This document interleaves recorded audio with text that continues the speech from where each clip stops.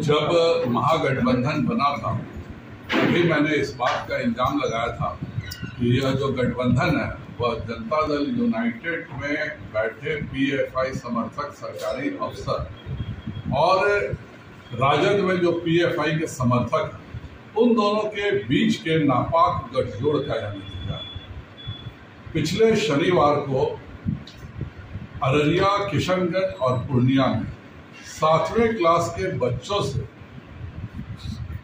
सरकारी जो half yearly exam होता है उसमें प्रश्न पूछा जाता है कि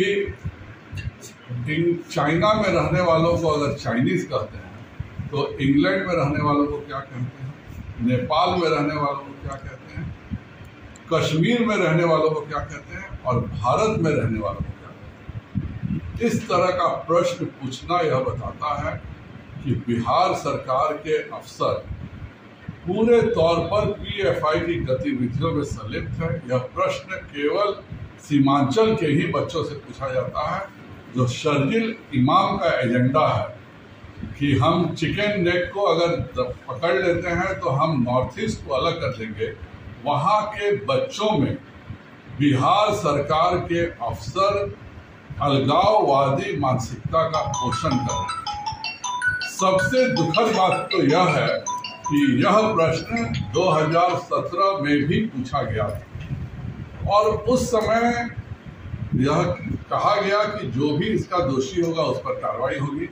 आज तक 2017 में इस प्रश्न के पूछे को सेट करने वाले अपराधी को गिरफ्तार नीतीश कुमार जी ने नहीं किया है, क्योंकि देश विरोधी गतिविधियां, खास करके जो भी गतिविधियां एक तरह से आतंकवाद का पोषण करती हैं, नीतीश कुमार जी के अफसर उनमें शामिल रहते हैं।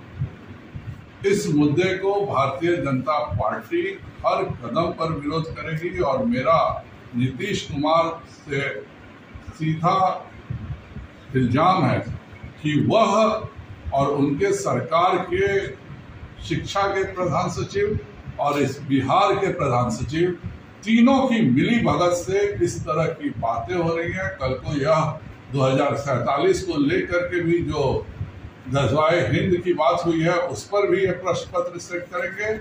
इस तरह के लोगों पर कार्रवाई नहीं होती है तो बिहार में हर जगह आंदोलन होगा। और नीतीश जी को मैं चेतावनी देता हूं कि आप भारतीय जनता पार्टी से लड़िए। आप भारत से लड़ने का काम कर रहे हैं, आप देश विरोधी ताकतों के साथ मिलकर करने का काम कर रहे हैं। 2017 में जो अपराधी थे, ना शिक्षा मंत्री ने उस समय कोई कार्रवाई किया, ना शिक्षा विभाग के प्रधान सचिव ने कार्रवाई किया और एक सोची समझी नीति के तहत आज जब महागठबंधन की सरकार बनी है तो पीएफआई के संरक्षण में 7वें क्लास का प्रश्न पत्र सेट कराया जा रहा है। इसके लिए हम बिहार में हर जगह युवा मोर्चा इसके खिलाफ आंदोलन करेगा। शिक्षा